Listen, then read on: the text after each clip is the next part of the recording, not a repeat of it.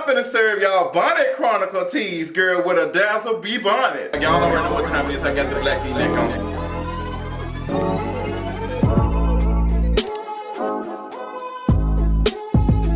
I love my kinks and your curls. Okay, let's go and get into it. It's time for another episode of King of Reads TV. I don't know what the title of this video necessarily is going to be. Y'all know YouTube got a lot of things going on, but we're gonna continue to put out sick and ass content for the culture. As you all know, Justin Timberlake has been eyed to be performing at the halftime for the Super Bowl, whatever number this is, next year, 2018. There was a rumor going on a couple of weeks ago, a couple of months. They said it was going to be Justin Timberlake. It was like, hey, that situation that happened back in 2004. Like, how y'all gonna ask this man to do this when he did Janet Jackson like that? Like, it just goes to show you what is going on and how things are in America, how they've always been, but we're able to see it more because of technology and all that. But y'all remember 2004, Janet Jackson had the infamous, breast being exposed on on TV. We all know that Janet Jackson's career has not been the same since that incident. Has Justin Timberlake suffered a little bit? Absolutely not, for two reasons. One, he's a man, and two, he's white. Well, first of all, he's a white man, so that's ultimate privilege in America. But that just goes to show you what is going on. Janet Jackson has not been able to get back to that same status that she was in. She's very talented. She's on tour right now, on the Whispering tour, but it's cute for her, it's cute for the culture, it's cute for the content as well. I wouldn't pay to see no Janet perform, but y'all need to help a sister out. But Justin Timberlake performing, he got hits that sticks like grits, like he's doing it. Justin Timberlake has been that one. Some people say that he appropriates black culture by his R&B music and all that. He said he makes music for everybody. You know what the white folks. I don't see music. I don't see color, girl. We know what you see, sis. We know what you see. You know what it is. Justin Timberlake performing at the Super Bowl. One, we already said we're not checking for the NFL, considering all the things that happened this year with the Take a Knee, with Colin Kaepernick, with all these tap dancing buffoons telling folks they need to stand up and they need to stop disrespecting the flag. That's too damn bad!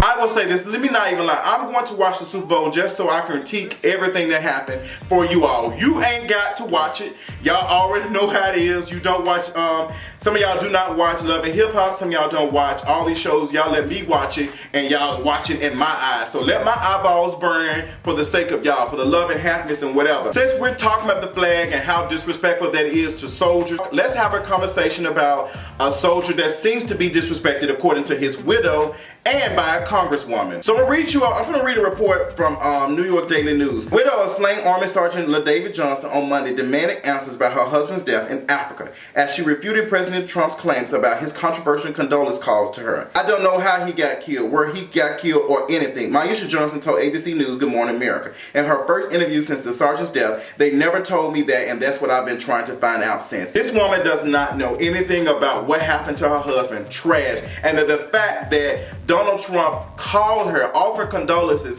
but did not know his name, and allegedly told her that when he was over there, he knew what he signed up for. How can you people, and you know who I'm talking to, you know what it is, how can that be more disrespectful than the commander-in-chief not knowing that one of his soldiers, somebody that's going to battle for him under his command, does not know his name, and offering his wife, his widow wife, like a decent condolence call? Like, you can't call and say, hey, there's nothing I can offer you that can bring your husband back, and I just want to offer you my condolences from me, from the country, from the White House, for your husband's heroic efforts that took place. No, President Trump didn't do anything about that. The Republicans ain't pressed about that. They would be the main ones that be pressed and pissed and feeling like they oppressed about somebody disrespecting the soldiers. Like, girl, they use that as a ploy. Could have been a scheme that Todd set up for him to come to you with the bush.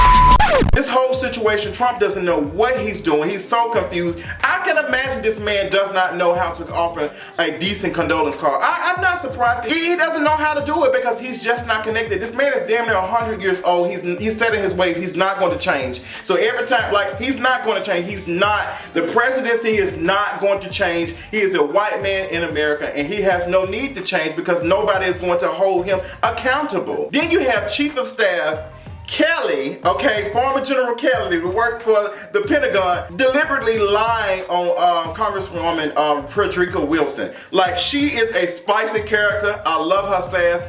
I love her energy. But for this man to lie on her and say that, you know, back in 2015, she just praising herself and saying that she got this stuff done and she didn't offer anything for the people who slain in front of the FBI building and stuff. And that all came to be a lie. That was a lie. That CNN, NBC, everybody dropped a clip, the whole video of her, you know, giving shout outs basically to all the men and women who served and across and everything. Like, she talked about it. A lot of politicians do kind of toot their horn like, girl, I got this accomplished. Like, everybody do that. So you're not gonna hold her to a different standard than the rest of folks. And that's what y'all do. That's what y'all do. And this man just deliberately lied on her. And then when they asked that triple chin, oh, I don't like her, I don't like it. I was gonna say something else, but I'm gonna clamp my tongue. I'm not gonna say that. I'm not gonna say it. I'm not gonna say it. I'm gonna move right along.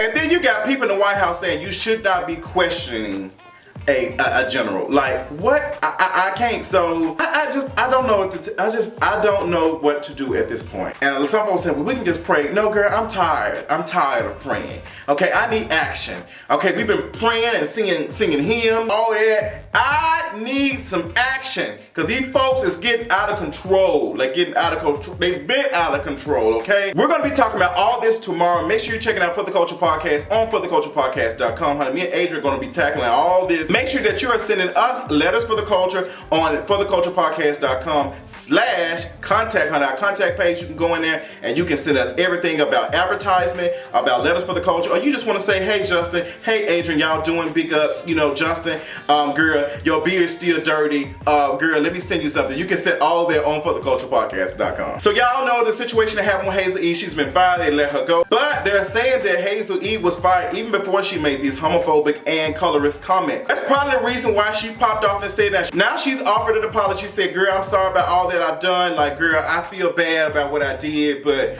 girl, hopefully, you know, like, girl, say that. You didn't even have the apology even right. I'm so tired of y'all and these half-wit apologies. Like, y'all hadn't even had a chance to just sit down and think about what you did wrong. You just offered an apology to put a band-aid on a big surgery type of needed wound. Like, girl, save it. Don't even want to talk about her, because the more I talk about it, the more my nose starts to look like a white woman's nose. The game has finally responded to claims that he got a 15-year-old pregnant. Like, yeah, I did not report on it. It's not on kingeries.com, girl. I just, like, I don't know about these. Are some bold allegations. Like, and I need more than just some screenshots. But so the game, you know, he's been on social media for a minute, and he popped up. He said, I don't know why y'all believe in these slanderous comments. Like, I don't know why y'all reporting this. Like, y'all need to be doing more. So he said, girl, y'all offering fake news and I ain't a part of. Like, I ain't a part of that. So the game, shout out to you. I hope that didn't happen. Hopefully it didn't happen. I don't know, child. It's only time will tell. Michelle Williams was in the news recently because she did an article, and she was featured in the article, and she talked about, you know, her going and being a part of Destiny's Child and how it took a toll on her mentally. Like, she did not want to be here. Like, she just, it was a lot. And I can definitely understand people were saying, you know, hey, we need to stop this. Hashtag poor Michelle. We need to stop that. Like, girl, we should have never been doing it from the beginning. But we like to laugh. Unfortunately, we like to laugh at sometimes at other people's misery and other people's problem and stuff. I've been guilty of it. But we have to also remember, when we laugh at this stuff, like, and a lot of people laughing, like, that hurts some folks. Sometimes they're just not in a good place. So I don't think I've ever participated in the poor Michelle hashtag and stuff, because I think Michelle is talented. Now, there was one part, she was at the Super Bowl and she did that, and her shoulder looked like they had caught lockjaw. But, you know, she was out here getting it. She was doing it. Now we've talked about, we understand the things that have happened after that, like during that, like all this stuff has affected her mentally. And I just feel like Michelle, it took a lot for her to come out and say that. I think it took a lot for her to just say, hey, this is something I've been dealing with.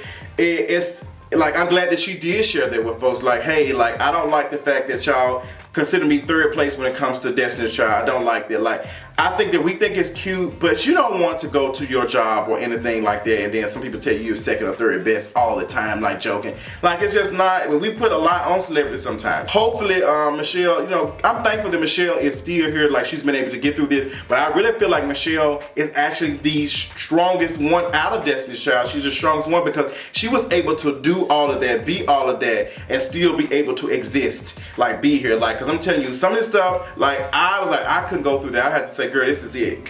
I can't do it. I can't do it. Like, and not just saying quitting, but just quitting physically, mentally, everything, just completely shutting down. Like, I cannot do this. So Michelle, you like, shout out to you, honey. Good work, sis. I love you. I did not like that performance on the Super Bowl though, but we still love you. And also, speaking of rumors and stuff that have been going around and circulating across the web, there was a rumor that Toni Braxton had married Birdman.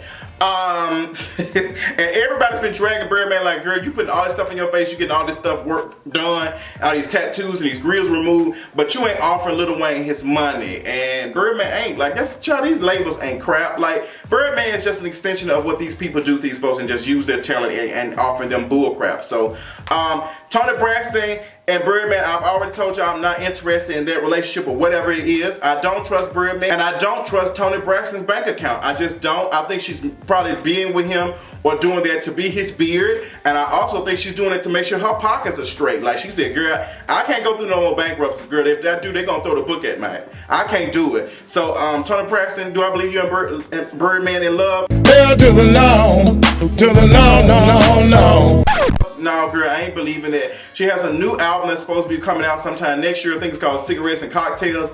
I don't know. Toni Braxton, I hope you actually put out some good body work, because all your sisters and stuff been trying to, not the Braxtons, but folks like Keisha Cole and Tamar, girl, they've been trying to put out music, R&B, and it just ain't been hitting. They said that Keisha Cole projected to sell like 6,000 or 9,000 copies.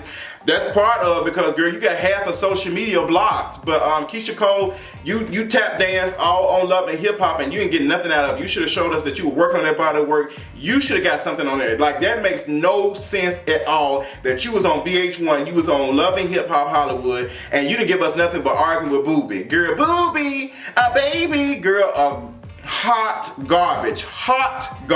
Maybe you should have been up there shaking the table and helping the sister out so you can get some sales, and that's including streams. But when the sales and stuff come out, I will be doing a video on that and talking about R&B in a whole. Like, we got some work to do, honey. While we got Justin Timberlake perform R&B for Super Bowl. Woo! Y'all know Kevin Hart is on his unapologetic tour, whatever it is. I don't know. Inconvenient Truth, Inconvenient Love. I don't know what it is. But y'all know he's on this tour and he's just saying, hey, I made some mistakes, and he's making money off of it. Girl, that man is so trash, and I don't want to see any Kevin Hart jokes. I don't want to see Kevin Hart on Instagram doing anything. I don't want to see him tap dance. He's just loud and sound unintelligent, and every time he tells a joke, I can't stand it. I can't stand it. Like, this man is deliberately telling jokes on the back of his woman's pain, like his wife's pain. Like, tell me what y'all think about this Kevin Hart situation with you going on tour and doing all that. Like, I think it's a conversation. I do have some good news for you all, honey. Wasted Wednesday will be back loud, live, and in color this Wednesday. Make sure you all are getting ready for that. It's going to be interesting. I know you girls are excited about that. I have so much to talk about on Wasted Wednesday, honey. Make sure you're checking it out. Make sure you're also going to kingarees.com.